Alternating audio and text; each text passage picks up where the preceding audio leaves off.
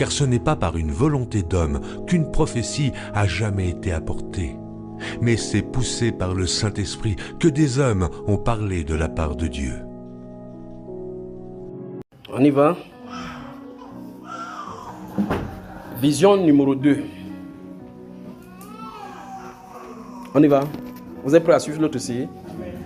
C'est le même jour, parce que c'est écrit ici, lundi 1er juillet 2024. C'est merveilleux seulement ce que le Seigneur est en train de faire.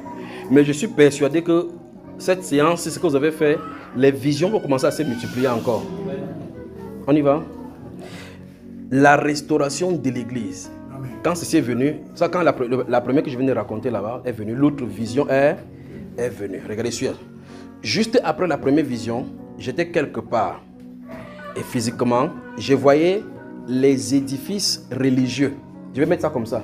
Les édifices religieux, vous connaissez donc ce qu'on appelle, je ne vais pas dire église, parce que ça va vous confondre avec ce que je suis en train de dire.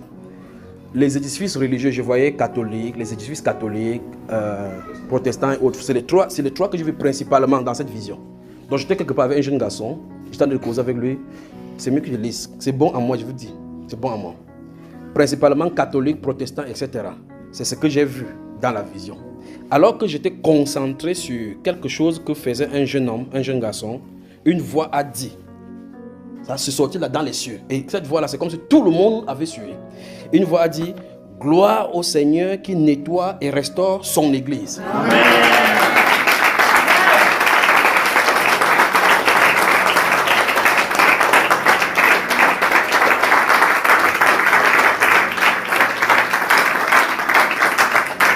Magnifique Jésus. Cette voix était tellement forte comme venant du haut afin que tout le monde puisse entendre. Dieu va créer un bouleversement sur la terre.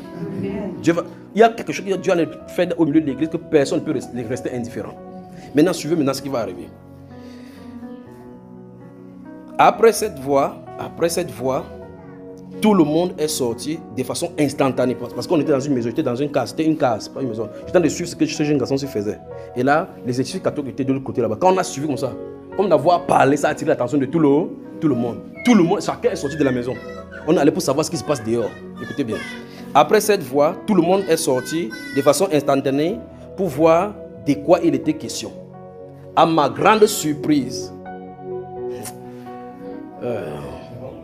c'est dit essaie de suspecter, savoir ce qui s'est passé. Vous ne pouvez pas savoir. À ma grande surprise,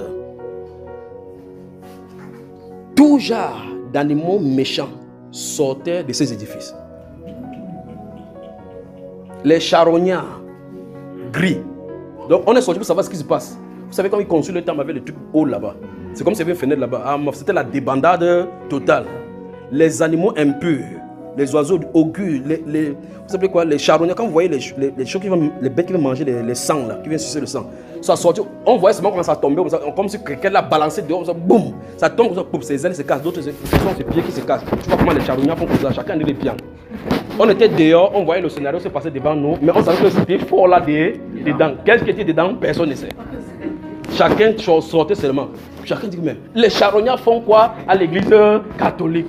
Les charognards font quoi à l'église protestante? Les édifices. Dans ces édifices là-bas, donc, les charognards qui sortaient. Quand on a dit nettoie sur l'église, je m'attendais à ce que les gens fuient de l'intérieur. Mais je n'ai pas vu quelqu'un sortir dedans. J'ai vu des animaux impurs et méchants. Méchants, c'est le mot. Méchants sortaient de là. D'accord? Très bien. Comme si quelqu'un les frappait afin qu'ils sortent avec précipitation. D'accord? J'ai vu des oiseaux gris. Les gros oiseaux, comme les charognards grands, sortis comme si on les avait balancés hors de cet édifice, de tout en haut, du haut vers le bas, depuis la tour de ces édifices. Et quand ils tombaient, ils étaient furieux. Les ailes cassées, les pieds cassés pour certains, et ils étaient fâchés et attaquaient ceux qui étaient là, parce qu'on était sortis en population pour voir. Donc ils sortaient, ils attaquaient. Ça, ce sont les oiseaux qui attaquaient. Maintenant,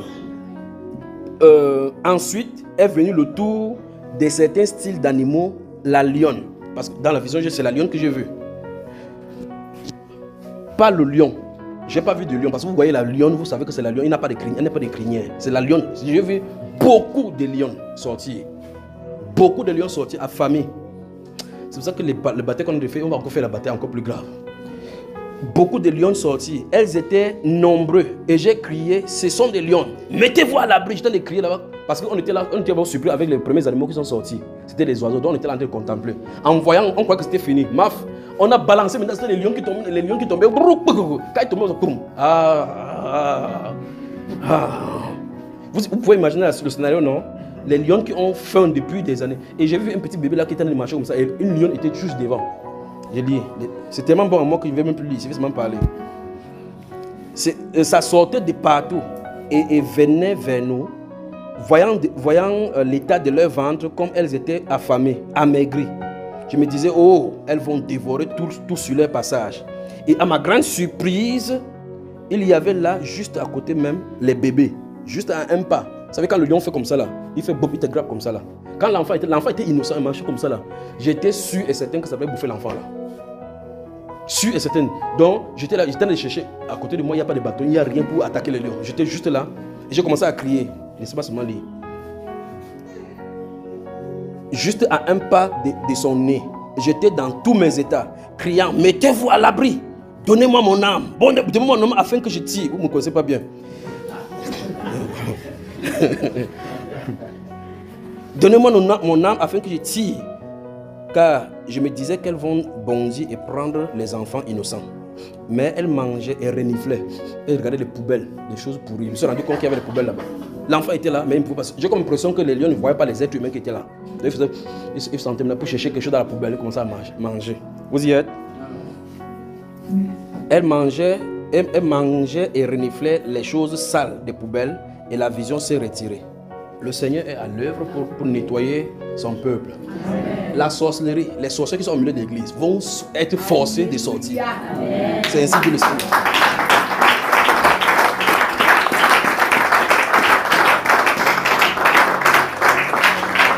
Donc, si vous avez vos mères, vos frères, vos pères, qui sont des anciens d'église, qui sont des pasteurs, qui vivent dans la sorcellerie, qui ont pris les puissances au Bénin, en Haïti, ou quoi que ce soit pour faire les miracles avec, l'heure est venue. Vous allez voir ce qui va arriver. Que Dieu vous bénisse. J'ai transmis les messages tels que c'est donné. Que le Seigneur vous bénisse, que le Seigneur vous bénisse, que le Seigneur vous bénisse.